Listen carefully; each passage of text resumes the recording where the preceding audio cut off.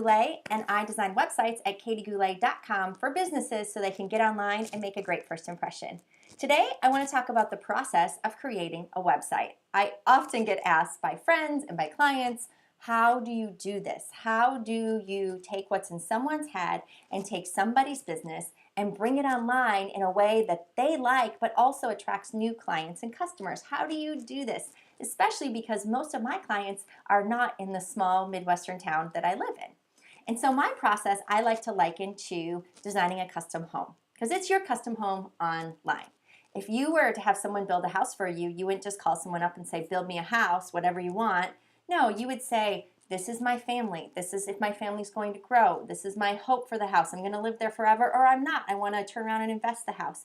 You would explain the style and the things that you like. You would explain things that you don't like in other houses. And they would guide you through a process to create something that you would love. Designing a custom website is actually very, very similar. It's the combination of your business goals and where your business is going to go. It's a combination of the kind of clients that you have or you'd like to have and the style of your web designer, in this case, me.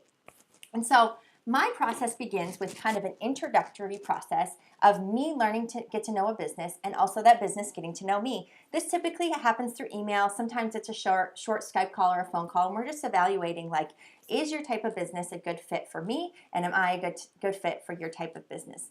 I know for myself, like, I am what I would consider more like corporate in my design aesthetic. I like clean lines. I like high contrast.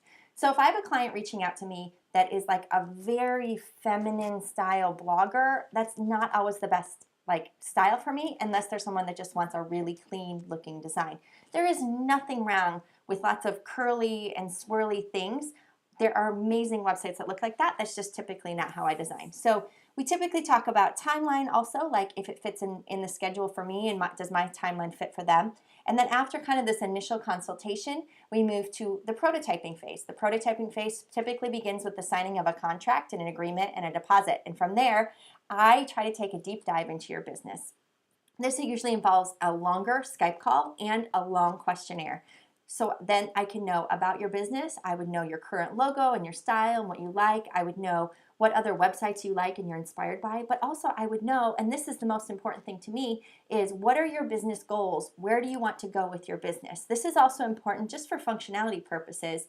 If your website is going to need to have e-commerce or a membership site added or something a little fancier later, we want to make sure to choose the best platform and the best design so you can add those things later without starting over.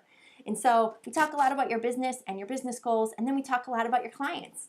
You know, if your business, if you like a certain type of aesthetic, but your clients like a different type of aesthetic, we usually start to gear toward more what your clients would be attracted to. If you're trying to attract high-end business owners, the way that we would design a website for them is different than if you're trying to attract like preschool teachers. It's just a different aesthetic for the different audience, and we want to make sure that in designing your website, we're very aware of that. And then, like I said, the last part for me in the prototyping phase is incorporating my style into the project. So I always begin every website by drawing out what I call a wireframe, which is just blocking out what the website's going to look like. It makes it a lot easier for me to think through the functionality of the website.